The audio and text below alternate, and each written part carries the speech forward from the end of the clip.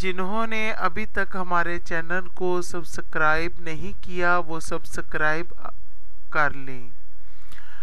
ہماری ویڈیوز کو لائک اور شیئر ضرور کریں۔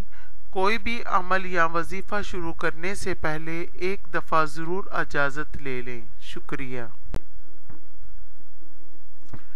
یہ دعا جس مصیبت زدہ کو دیکھ کر ایک بار پڑھ لیں تو اس مرض اور بیماری اور مصیبت سے عمر بھر محفوظ رہیں گے، مگر صرف آشوب چشم، بخار اور خارش والوں کو یہ دیکھ کر یہ دعا نہ پڑھیں کہ ان امراض کی حدیث میں تعریف آئی ہے: الحمدللہ الذی عافانی مما ابتلاک بہ وفضلنی علی کثیر ممن خلق تفضیلا۔